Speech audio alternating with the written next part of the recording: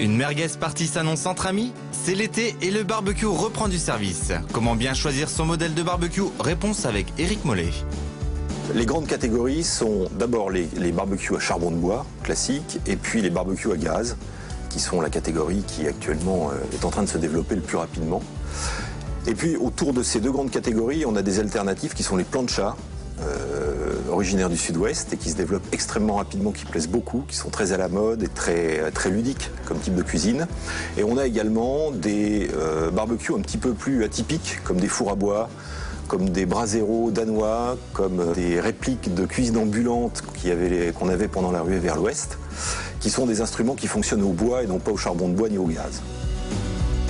Le barbecue n'est plus que fonctionnel, il est aussi déco. Il y a différents types de tendances actuellement sur le marché. Tout d'abord, effectivement, le développement du matériel à gaz, parce que c'est tout simplement pratique. Donc tout ce qui est barbecue et cuisinière à gaz, c'est vraiment quelque chose qui se développe fortement. Mais aussi, ce qu'on constate aujourd'hui, c'est une tendance à la couleur. Vous avez des produits dans plusieurs couleurs, alors que le barbecue avait tendance à être considéré comme quelque chose de noir ou de gris. Et puis enfin, le look et l'esthétique est en train de devenir un élément vraiment fondamental du choix des gens pour un appareil qui ne se cache plus mais qui se montre et qui est un élément de décoration au même titre qu'un salon de jardin. De plus en plus tendance, la cuisine extérieure a cette année le vent en poupe. Pour vous faire ce plaisir, il vous faudra débourser au moins 2 000 €. La cuisine extérieure, c'est vraiment quelque chose qui est en train de se développer très fortement. Les gens ont équipé leur jardin, les gens sont équipés de piscines, de pool house souvent, et c'est maintenant d'organiser une cuisine qui puisse leur servir à faire la cuisine à l'extérieur.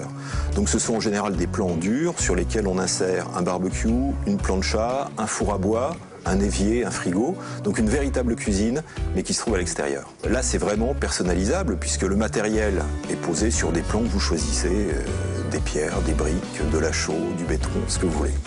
Et s'il ne fait pas beau, pas de panique, le barbecue à l'intérieur, c'est possible. Les barbecues d'intérieur, en effet, c'est pas uniquement du barbecue d'intérieur, c'est du matériel à cuire en intérieur. C'est du matériel qui sert à faire la cuisine dans la cheminée, des tourne-broches, des rôtissoirs, des barbecues qu'on pose dans la cheminée ou des grilloirs.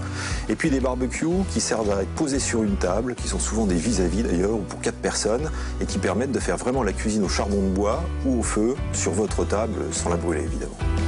Pour un barbecue, vous pourrez dépenser de 50 à 8 000 €. Autant dire que l'offre est vraiment diversifiée. Le barbecue n'a jamais été aussi tendance.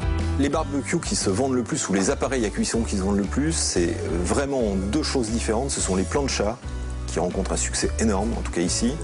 Et ce sont aussi des appareils à gaz qui ont une forme sphérique, qui sont à la fois très pratiques, très efficaces et pas désagréables à regarder, ce qui est important pour un appareil que vous croisez pratiquement tous les jours.